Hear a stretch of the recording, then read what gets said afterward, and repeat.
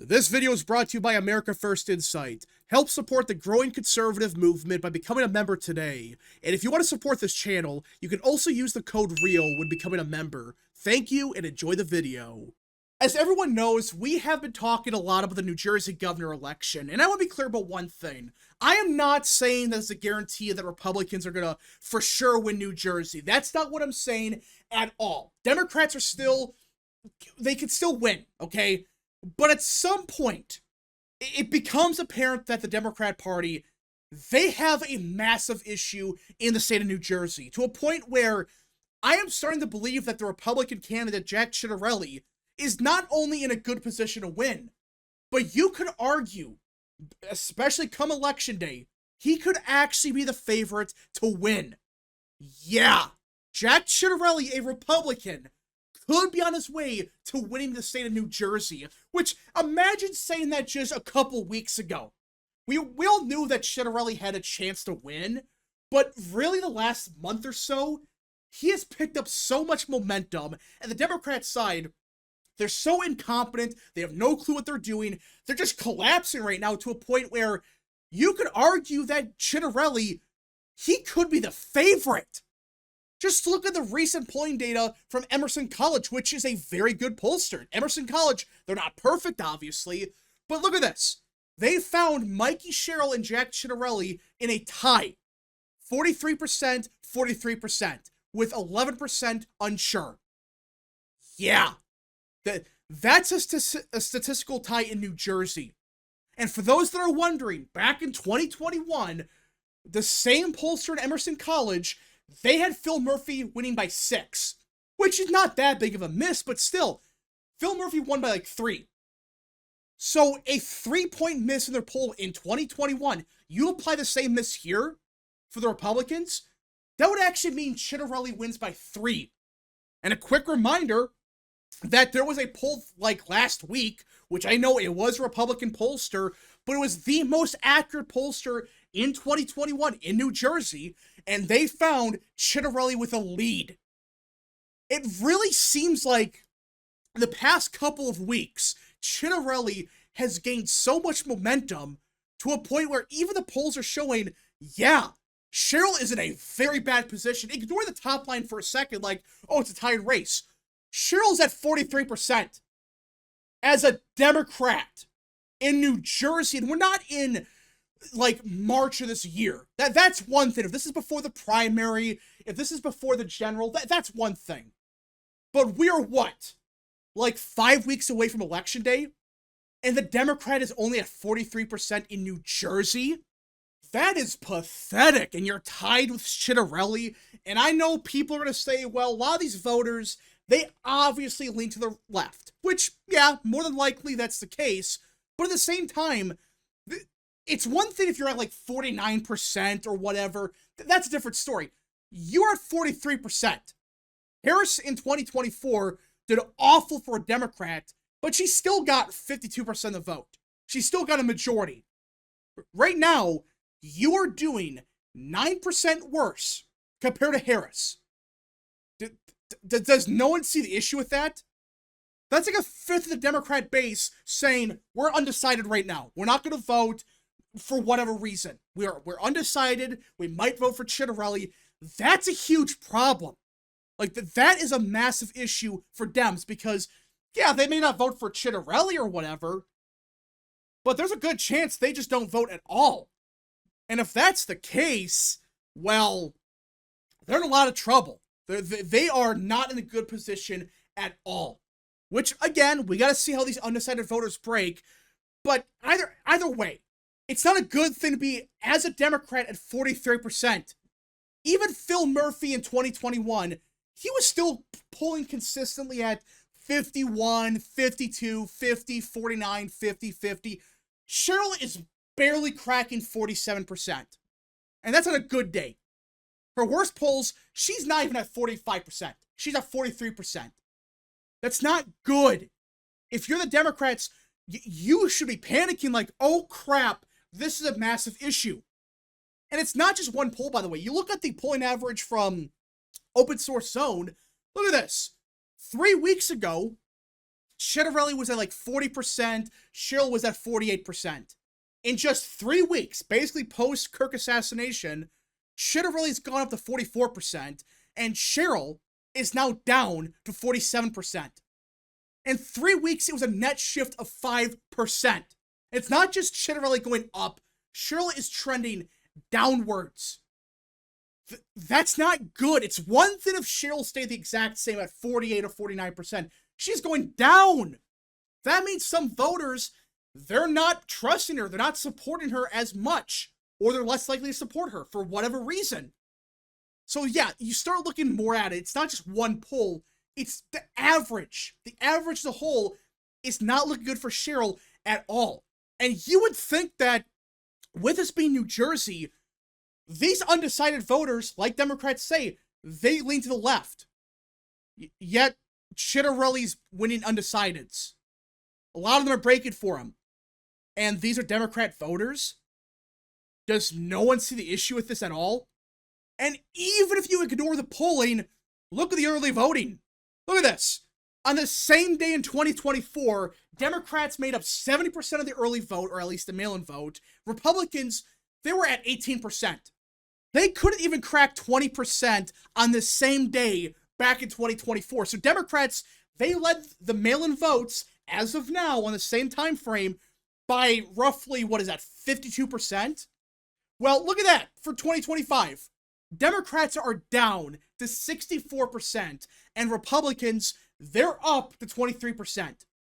So it went from D plus 52 to D plus 41, which obviously Democrats, they're still going to win the early vote. Let's be clear about that. There's no way they'll lose the mail-in votes unless something so crazy happens that it's just unrealistic. But even then, if Cheryl is doing 11 points worse with mail-in votes, that's not good. Just from 2024. That's just from a 1-year shift. That's a big swing. It's not just Democrats going up, it's Republicans going up as well, and Democrats going down. That is not a good combination. It's been consistently like that, by the way. Every single day of early voting as of now, it's been like a 10 to 12 point overperformance for the GOP. Consistently, every single day, 10%, 10%, 11, 11, 10, 11. Every single day. And again, it's very early, but based on the early voting we've seen right now, it's showing like a 10-point shift, which I'm not saying that's going to happen, because if there was really a 10-point shift in New Jersey, that would mean Chitterelli wins by 5, which if that happens, yeah, Democrats have a huge problem. But even then, an 11-point shift in early voting, you still can't say that's somehow good news for Dems. It's not. And it's Republicans going up, and again, Democrats are going to win this voting block by a lot. But if Republicans lose it by, let's say, 45 points, instead of like, 60%, or just an example like that, that could be the difference between Chitterelli winning or Cheryl winning. That's why it's a big deal. Now, some people might be claiming, yeah, the early voting looks bad for Democrats. Yeah, voter registration looks bad also. Yeah, the polls look bad. But this momentum's a fluke. There's no way Chitterelli keeps this up, and maybe it's a one-off occurrence, and there's no way Cheryl is that bad to lose. Well, for starters, if you think Cheryl's a strong candidate, you're delusional. Even most Democrats admit she is not good at all. Every time she's asked a question in an interview at town hall, she can't give an answer for anything. Her answers are awful. That debate was pathetic. She couldn't answer anything properly. Even Democrats admit that was pathetic. And it's like, she can't answer questions like, hey, why do you have $7 million in stocks just laying around? And she doesn't know. It's like, huh? You don't know the fact that you have $7 million? Really? How do you not know that? You're either lying or you're so incompetent that the money just magically appeared somehow. And that's bad enough. And she made some dumb stuff about Charlie Kirk saying, oh, he's anti-American, he's vile, yet voted yes in the resolution to, I don't know why she did. With what she said after the vote, you would have thought that she voted no. But I guess she voted yes. It's like, what are you doing? But now, there's yet another major scandal that hit Cheryl. And if I'm being completely honest, this could be the difference between Cheryl winning and Chitterelli winning. It's that bad. It's one of those scandals that, if it's as bad as they're reporting, this could be it for her. This could be it for her campaign. Now, for those that don't know what's going on, apparently, Mikey Sherrill was prohibited from walking with her class at the U.S. Naval Academy commencement ceremony in 1994 as a punishment connected to a cheating scandal that implicated about 130 midshipmen in her class. Yeah, based on the reports we're hearing, she was at the Naval Academy, and she built her entire political brain and career off of this time in the Navy. But she failed to ever mention that she was involved in one of the largest cheating scandals in the history of the Navy. And that she was punished for it. She didn't walk out for the commencement ceremony. It was that bad. She was involved. And she never once said anything about it. Yeah. This is bad. This is... Even a lot of Democrats are realizing, oh, we're in a lot of trouble. Jack Chitterelli was surging beforehand. Clearly, early voting, the polling, voter registration, everything. But now, we have yet another major scandal that's hitting Cheryl. First, it was the stock stuff where it's like, oh, I don't know how I got $7 million. It just randomly appeared, which is bullshit. You know about it. You're lying. Or you're so incompetent that you don't actually know. But now, it sounds like her entire career was built off of bullshit. She was concealing this information, and now, it turns out, she was involved in one of the biggest cheating scandals in the history of the Navy. If I'm being honest, I don't think it sounds good at all. Now, it doesn't mean that Cheryl's going to lose by 15. I'm not saying that at all. But Jack Chitterelli beforehand was surging. He was gaining momentum. And it seemed like before this, he was going to possibly win. But now, it's looking more likely that, yeah, he's probably going to win. And this is a factor in the Democrat groups and politicians that have been voting Democrat for a long time. They're all breaking for Chitterelli. They're supporting him, like the police organizations, a bunch of local unions. They're all breaking for Chitterelli, like the first Republican in a long time to get their endorsements. Like politicians are breaking for him. This is adding up to be a potentially really bad election for Dems in New Jersey. There, I said it. Is it a guarantee that Chitterelli wins? No, of course not. But you gotta be clear about that. But who would you rather be right now? Mikey Sherrill, who seems to be crashing and burning as we speak, or Jack Chitterelli, who's clearly surging, who's gaining momentum at the perfect time. Right as early voting started, he surged. And now, this might be the final nail in the coffin. If Chitterelli wins, this was it. This was a final nail in the coffin for Cheryl. Now, we'll see what happens. Maybe there's not really that much backlash we gotta see. But it really seems like this is a big scandal. First it was the stock stuff, then it was the Kirk stuff, and now it's this.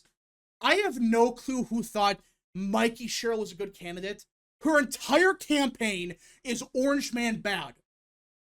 That's it. Talking about no issues, nothing at all. It's just the Orange Man is bad, and Jack Chitterelli is Orange Man. That's her entire campaign. That's it. Chitterelli, meanwhile, he's actually running on issues that people give a shit about. He's running a 10 out of 10 campaign. I hope Republicans realize this is how you run a campaign. Don't focus on some bullshit issues that don't matter. No. Focus on issues people give a shit about. Focus on cost of living. Focus on crime and safety. Focus on stuff like that. Let Democrats talk about democracy and freaking abortion. Who cares about abortion in the year 2025? Really? That's your entire campaign, and Orange Man is bad. I don't get what she's trying to do. So, we'll see what happens the next couple of weeks, but if you're the Democrat Party, this is looking to be possibly very ugly for Dems. Again, we'll see what happens. A lot could change, but as of now, you gotta like Chitterelli's chances of winning. Right now, I think it is leaning towards a toss-up. But who knows? Maybe we change the rating even further if we get another poll that shows, yeah, he's up by like 2 or 3. Anyways, folks, thank you so much for watching. If you guys did enjoy, smash the like button down below, subscribe, share with your friends, and of course, join the channel today. Godspeed to all of you.